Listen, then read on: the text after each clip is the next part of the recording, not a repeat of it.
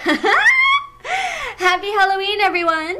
For tonight's special, it's a doozy, rated in the top favorite creepypasta for October, so sit back and relax, or not, as I tell you the story of the girl in the picture.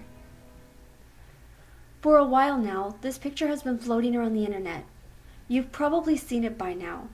The photo is a simple black and white, grainy still of a girl in the woods. The girl has a dark shadow over her face and is posing in a strange standing position. There has been some debate as to whether she is running, jumping, or simply posing for the camera. The story surrounding this photo has only added to the intrigue. Apparently, this photo was discovered on a trail cam in Cambridge, New York. If you don't know, trail cams are specialized equipment used by hunters, researchers, and farmers to track game and other wild animals. These cameras are made to snap pictures when a motion sensor picks up movement in a lens view.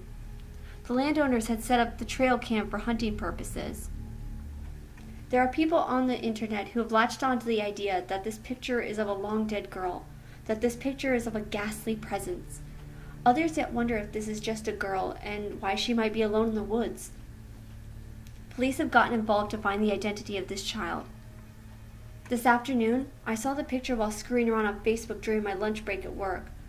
When I saw it, I froze. I knew who was in the picture. It was a face I hadn't seen in years. I left work early. I had to call my mom and get the facts straight. But I'm getting ahead of myself. I'm on my fourth shot of Malibu as I type this out. The booze helps. After all, what else can I do but tell a bunch of scary story junkies what I have to say? Nobody'll ever believe me anyways. Nobody I told believed me. I'm rambling again. I'll take it easy on the sauce until I finish. My name is Rebecca, but everyone calls me Becca these days. I grew up in Coila, a small township within Cambridge, New York. Compared to the hustle of my current home in Manhattan, Coila was a hole. I'm pretty sure more people lived in my apartment building than lived in Coila. My best friend was Zoe. Zoe was fun, brave, and so adventurous. God, I haven't thought about her in years. You could probably say Zoe was my first love. Of course, at our age, I was too young to see it that way. But isn't that how you see your friends from the past? They're a grainy photograph in your mind's eye, a caricature. You remember all the good and ignore the bad. I was 12 years old the last day I saw Zoe. Every small town has rumors. Coila was no different. In the late 1980s, the rumor mill was spinning stories about a satanic cult. If you have ever heard a cult story, I'm guessing you have, then these stories were nothing too shocking. Rituals in the woods, animal sacrifices, evil chants overheard in the trees. These were stories spread from child to child, and unbeknownst to me at the time, adults as well. Supposedly, a cult had taken residence in a house in the woods around Cambridge and Coila and were privy to these immoral depravities. The word on the playground in elementary school was exaggerated to the 9th degree. According to my old friend Ricky Davis, these cultists would take children and molester them. I had no idea what that meant, but it sounded bad. After they were done, they would kill you and use your blood to make cranberry juice, the worst juice of all according to Ricky. I know this sounds silly, but you have to understand, this is what we thought about these supposed cultists at the time. We were kids in the 80s, and in a small town. We had no internet, and we were much more sheltered to the realities of the world than today's kids. If I had even a clue as to what was really out there. I'm jumping ahead again. Back to Zoe. I met Zoe about a week before kindergarten. Her family had just moved to Manhattan to settle down in a quiet community. The house they settled in ended up being right across the street from my house. Being the same age, Zoe and I became fast friends. We stayed over at each other, ate at each other's houses, and did virtually everything together. By first grade, our parents would joke that we shared a pair of daughters. In the summer of '89, we were both 12. It was the summer between 5th and 6th grades, a big year. We were headed to middle school. This year would be all about lockers and class schedules and puberty. Zoe and I were so close to this point, though, that we weren't too scared. Transition meant change, but we had each other. We were taking 4 out of 7 classes together and were excited to see what was in store. The week before school started back up, we were more worried about how to make the best of our last week of freedom than we were about school. Of course, at this time, the cult stories were as big as ever. On Friday before school was scheduled to start, I awoke laying next to Zoe in her bed. She was still fast asleep. I remember watching her sleep and thinking about how pretty she was. There was a time I had wished Zoe were a boy. A part of me wanted to kiss her, and it would be so much easier if she had just been a boy. Zoe was my best friend. And looking back, I guess it's only natural I felt that way. It was a very confusing time in my life. As I lay there, a clatter came downstairs. Zoe had a big family, 2 brothers, 2 sisters, and a dog. All that in addition to Mom and Dad. And there was seldom much quiet time left in Zoe's house after 7 a.m. Zoe slowly opened her eyes and looked at me. The morning sunlight from her bedroom swam through her dark hair. "Creeper!" Zoe yawned at me. I scoffed at her. "I was just trying to wake your lazy butt up with the power of my eyes. Did it work?"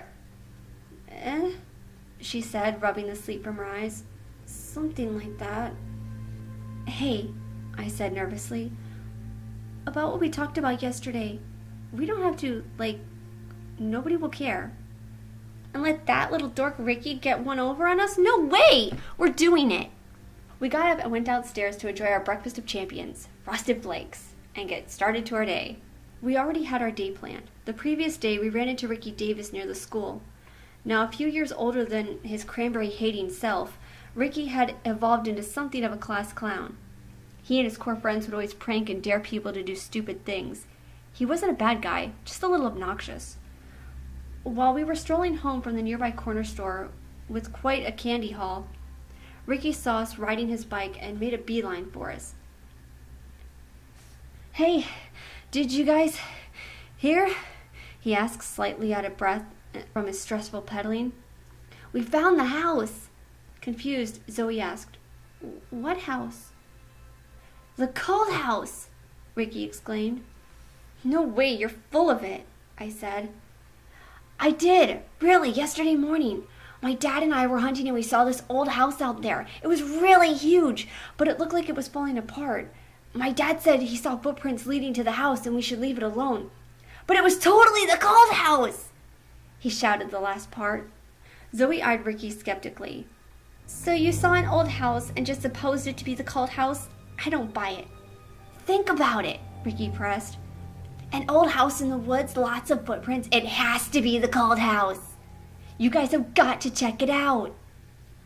Ricky seemed thrilled about the concept. I was a little more wary.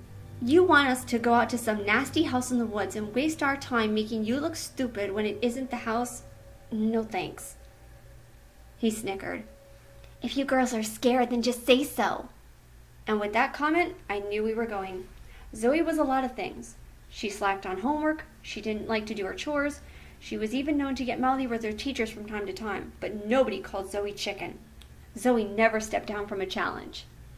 "Look," Zoe said, almost angry, "if you want us to go to your stupid house and prove you wrong, then we'll do it. We'll do it tomorrow. We aren't scared." Zoe puffed her chest slightly. I, on the other hand, was less enthused. "I thought we were going to the mall with your sister tomorrow." "Oh, come on, Becca. We can get ice cream and pretzels anytime. Besides, this moron needs to be taught not to believe everything he thinks he sees." Zoe never bought into the whole cult story. Her dad was a history professor at a nearby college. His personal motto in life was, question everything, something which had definitely rubbed off on her. When she heard the cult stories, her dad told her that many small towns had make-up stories and things that go bump in the night, but these stories are seldom anything of merit. Zoe saw the stories as nothing more than pure baloney. I was less rational about the cult stories, and looking back, I think if you had asked me directly, I would have said I didn't believe the stories, but they still freaked me out. I was comfortable not knowing. While I did want to hang out with Zoe, I didn't want to go into the woods looking for a cultic site either. "But," I started. Ricky interrupted me. "Hey, if Becca's too scared, I can go there with you." This got me. Ricky was one of those few black boys at our school. Maybe it was because of this that a lot of girls liked him. I always heard girls giggle about their crushes on Ricky. Years later, Ricky would go on to be the captain of the high school basketball team and would go through girls about as quickly as he went through basketballs. He was that guy.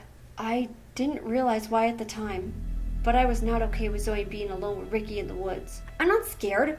Zoe and I are going out there, and we're going to make you feel like an idiot once this gets out." And then it was settled. That night I stayed at Zoe's. We were up late into the night looking at the map Ricky had eventually drawn us and planning what we would need to bring with us into the woods. mostly a few basic survival items and junk food. It was an unusually cool morning for mid-August, so we bundled up accordingly. The local weatherman forecasted cloudy skies and cool temperatures for the weekend, much to the chagrin of Zoe's parents. After finishing our breakfast, we headed out to the school, just up the road from the house. According to Ricky's map, the woods behind the school would be the best place to start. At the school, we stopped under the moonlight to make sure we had everything we needed. The moonlight was another local curiosity. Next to the school in the parking lot was a huge light post that had been installed years ago. Due to some electronic malfunction that I really didn't understand, it glowed brighter than the surrounding lights. Due to its near blinding intensity, it had been dubbed the Moonlight by the locals. As we walked from the moonlight through the open field separating the brownstone school building from the tree line, I felt uneasy. Coila is a small place, as I've mentioned. It's normal for people to go out walking dogs, gardening, mowing, etc., but there was none of that. Nobody was around. No kids on the playground, no teachers going back and forth from their cars, preparing classrooms. Nothing. I suddenly felt alone. I quickened my pace to make sure that I was side by side with Zoe. She made me feel safe. The woods in Coila are much the same as the woods in your own hometowns. Lots of fallen trees, worn paths from decades of playing kids, beer and liquor bottles and condom wrappers left over from nights of teenage debauchery. Typical. From the map of Ricky's testimonial, we estimated it would take about an hour and a half to get to the house, if it was really there. While I was by no means an expert, I had been hunting with my dad and uncle a couple of times. In my 11-year-old mind, I was pretty sure I knew the woods well enough to get us up there. While walking through the woods toward the house, we talked about what you would expect a couple of preteen girls to talk about. What movies did we want to see? What girls did we hope wouldn't be in our classroom? How we would rub it in Ricky's face when we proved him wrong? Eventually, our minds started to turn toward the cult stories. Did you hear the rumor that Principal Van Dresden was in the cult? Yeah, and so was the librarian and the janitor, Mr. Nick, my dad, too. Really? Your dad? Who said that? That bitch Lisa. She had the nerve to say it to my face. She said that the only reason I have a nice house is because my dad is in the cult. Forget her. She's just jealous because her mom is a waitress. Ouch, Bex, that's cold. We both burst into fits of laughter. In our minds, if there was really a cult, none of these people would be in it. Every few months, a teacher would give someone a bad grade or a write-up, and within hours, that teacher was suddenly the cult leader. Rumors would spread for a while and before a new target was eventually found. This was what made the cult story so scary, the fact that anyone could be in it. There were always rumors being spread. If stories were believed, just about anyone in the town could be a cultist at one point or another. If a cult did exist, it was formed by everybody and nobody. About an hour and 40 minutes in, I realized that the forest had subtly changed. Gone were the beaten paths and abandoned refuse of our elders. I noticed how clean the area was. Not just free of trash, but free of typical forest debris as well. It was as if the area had been picked through numerous times for firewood. Twigs, sticks, leaves, most of the things were just gone. I was about to tell Zoe when, Jesus, he's telling the truth. It took a moment for me to realize what Zoe was talking about. Ahead through the clearing was a structure. Wordlessly, we walked forward to get a better look. The house was not as large as I had pictured. From Ricky's description, I imagined this to be a huge, sprawling mansion. What we saw, while large, was much more modest than my imagination had led me to believe. The simple 2-story house had only seemed to be slightly larger than my own house. The windows that weren't boarded up were long since shattered. The color seemed to have once a pale blue, but much of the paint seemed to have chipped away, revealing splintered wood. There was no front door. It looked like the old house from Leave It to Beaver, if the house had been abandoned for decades. In front of the house was a large fire pit. Well, damn, Zoe said. Yep. Well, I guess he was right. What do we do now? I guess we can go inside and look. It looks like the cultists aren't home, she smirked. Zoe, we came, we saw it, it's really here. Can't we just go? This is really freaky. No way! We came this far. We at least need to find some souvenir to prove we did it. Maybe you're positive nobody's here, but I'm not. I could feel my heart pumping. I couldn't explain why, but I was terrified. Every adult had always told me the stories of the cult house in the woods were just stories, but here it was. Part of me was afraid at any moment someone would jump out and grab me or Zoe. Damn it, Bex. I didn't hike through the woods for nothing. If you want to sit here like a baby, fine, but I'm going in. She turned away and started into the house. As I stood there and watched her walk away, I felt my dread deepen. I was afraid of being alone, but I was more afraid for Zoe. My best friend was going into certain doom and I couldn't stop her. I wanted to cry. "Zoe, please!" I shouted. Zoe stopped and turned around and looked at me with anger in her face. I felt a tear run down my cheek. "I'm really scared. Please." I trailed off. Zoe saw the look on my face and sighed. Her face softened. She looked back at the house and towards the porch, and sitting on the porch was a smooth black stone. "Hey, look at this," she said as she bent over to pick it up. "Do you know what this is?" "No." I wiped away a tear. "This looks like a pretty good souvenir. Let's get going, Bex." I smiled, relieved, as Zoe walked up to me. She pulled me into a hug and apologized. I felt her warmth against me. It felt good. For a moment, we just stood there, embraced. "Hey!" We quickly let go of each other and turned our heads toward the sound. Faster than I thought possible, Zoe's darted down and found my own. She squeezed hard. Just ahead of the house, we heard a heavy trudging through the bush. Through the thin tree line in the front of the house stepped a man. He was a large, burly man with large arms. His tattered New York Mets cap hid dark hair. He wore faded, muddy jeans and a red flannel shirt and a scraggly beard. On his left hand, balanced on his shoulder, was an axe. I felt the color drain from my face. The cultists. They were here. That axe was the last thing I would ever see. I couldn't take my eyes off of it. I felt my hand tense in Zoe's. Her pounding heartbeat echoed into my palm. The woodcutter met her gaze and quickly tossed the axe into the dirt. "Oh, no, no, no, girls!" the man said with his palms flat out. "It's okay. I won't hurt you. I was just clearing some brush out here, collecting wood. That's all, really. It's okay." Zoe's grip loosened slightly, and she sighed and let go. "Oh, it's okay. You just scared us. What are you doing out here?" The man laughed. "What am I doing out here? I own the place. I'm fixing it up so I can rent it out to campers. What are you doing here?" We awkwardly explained why we had come this far, telling the man about Ricky and the cult house. The man listened patiently, chuckling whenever a cult came up. "Well, ladies, I can assure you that this is not a cult house. I am a godly man," the man said after listening to our story. "Look, we're sorry, mister.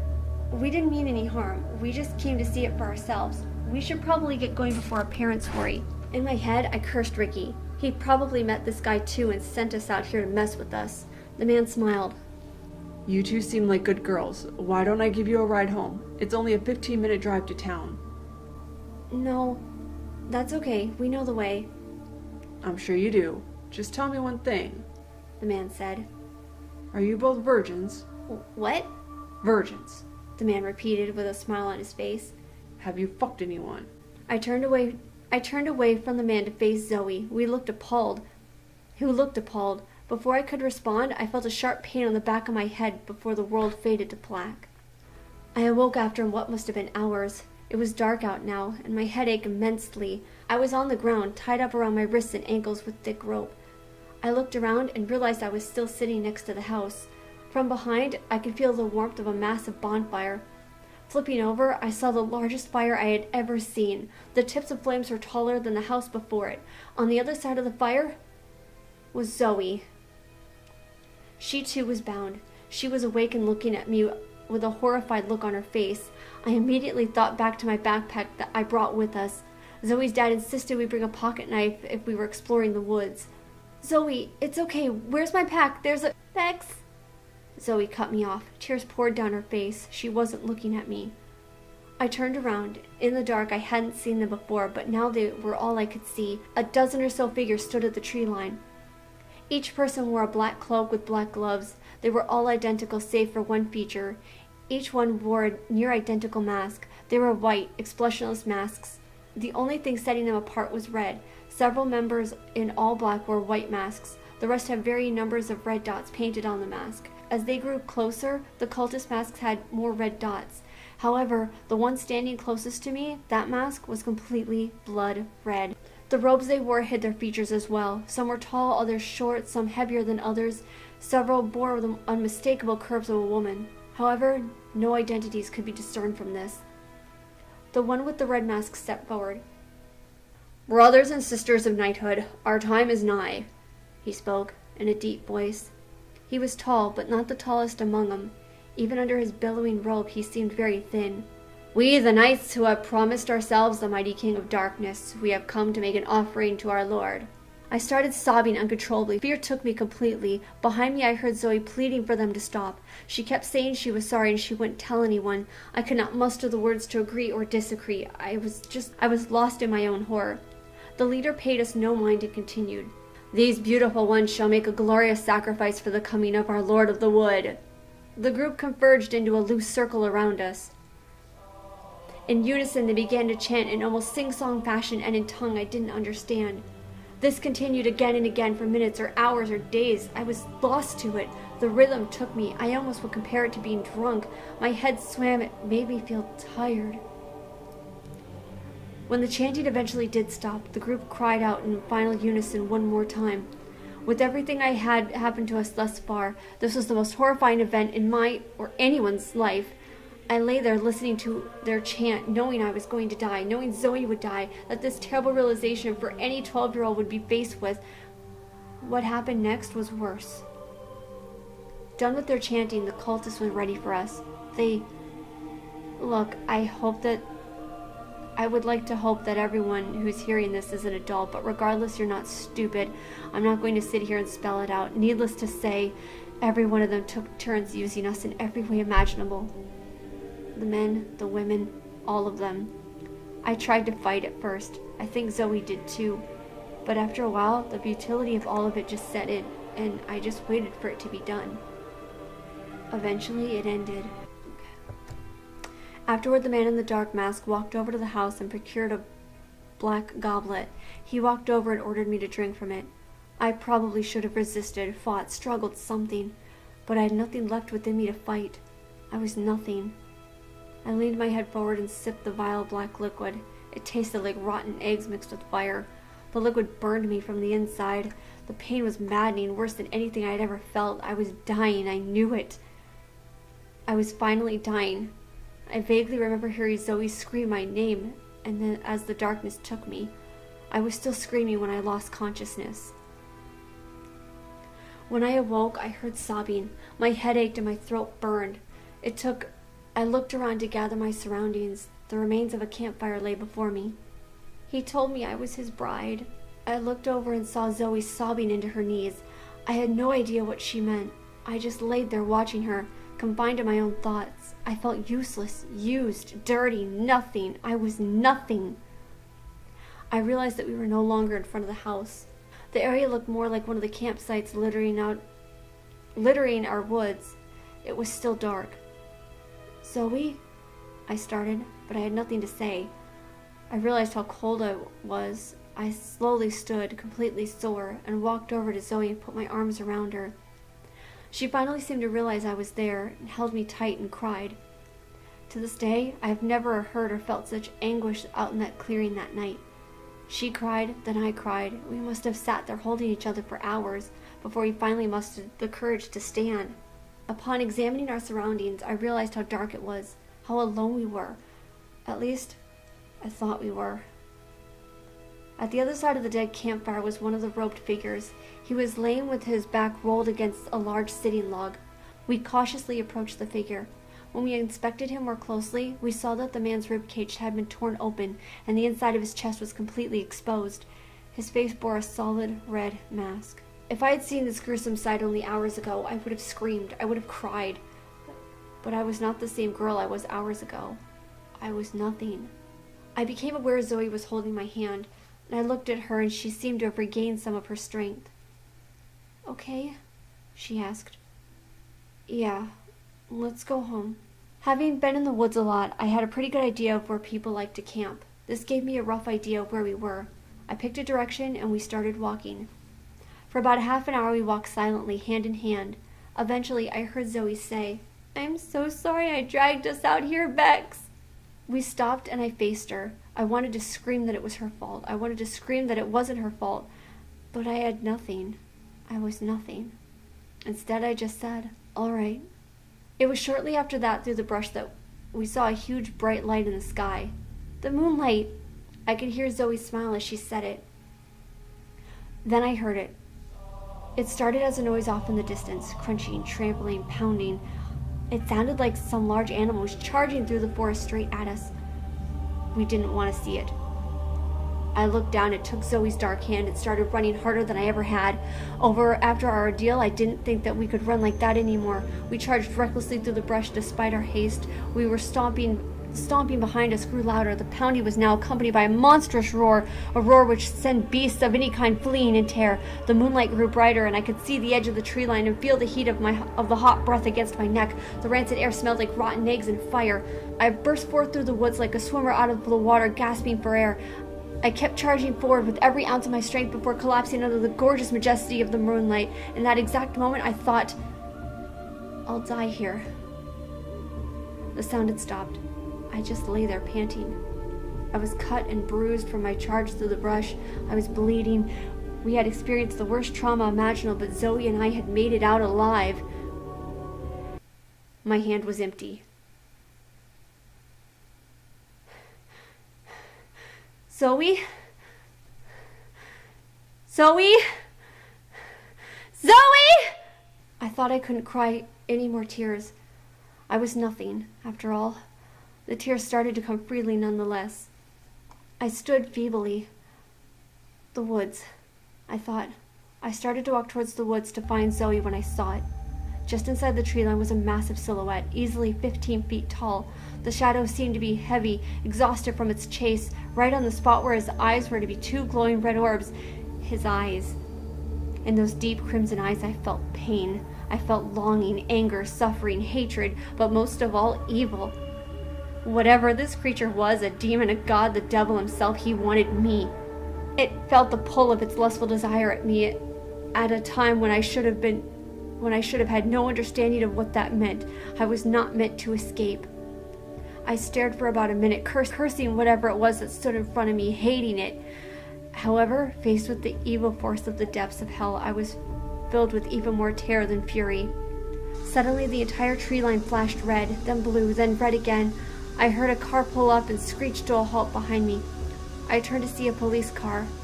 I looked back at the tree line, but the shadow was gone. Zoe and I had been gone for 3 days. In that time, the towns in Coila and Cambridge had been completely upturned. Police from neighboring cities had volunteered to come to help find the 2 missing girls. After I was found, I was taken immediately to the hospital. I was questioned by police, my parents, detectives, Zoe's parents, and more police, and I told them everything. I did not have the strength to hold back. Ricky, the house, the attacks, waking up next to Zoe, the beast. It wasn't until 2 pieces of evidence were discovered that my story gained some tiny shred of credibility. First, my rape kit came back positive. Second, a heavy mutilated robed body was discovered at the campsite in the woods. His identity was never uncovered. They never found Zoe. It was eventually determined by the police that groups of cultists were kidnapped. It was eventually determined by police that a group of cultists had kidnapped and raped 2 innocent girls. The group then killed their leader, left one of the girls for dead, then stole away with the other. They told me that I never saw Zoe after the assault, and I certainly never saw a beast. It was all made up to cope with the trauma. For a long time, that's the story I believed. With my shattered mind, I created a horrible story to cope with the loss of my friend. A story where I had one last chance to say goodbye, a story with a monster. I spent a little time in an institution to regain some resemblance of my mind. I spent years in therapy as well. Hell, I'm still in therapy. Between vivid flashbacks, PTSD, and night terrors, I'll probably spend the rest of my life in therapy. It's been almost 30 years and I haven't talked to Zoe since all those years. Sure, the people in my life know the rough details. I was kidnapped by a crazy cult, I was raped, I was nearly killed trying to escape. I haven't told them about Zoe though. Not my wife, not my therapist, certainly not my kids. Nobody. It's not as though I had forgotten her. It's just too painful. I honestly hadn't thought about her in years. At least not until I saw that picture of the girl in the photo from Cambridge. I can only guess what you're thinking now. What chased us 2 through the woods? If you're gone for 3 days, what happened during that lost time? Why would Zoe's childhood self reappear in the picture? What if Zoe's spirit is trapped in the woods, waiting for you? What if Zoe's still alive? I wish I could go back and find Zoe's spirit in the woods. There are so many things I would tell her. I would tell her I didn't blame her, that it wasn't her fault. I could tell her how I really felt about her. I could hug her one more time. But I can't do that. I can't because Zoe is dead. Zoe is gone, and she has been for a long time. That isn't Zoe in the picture. It's me. Me when I was 12 years old in those woods. It's a sign. Seeing that picture made me see the truth. I wasn't meant to escape. He wants me back.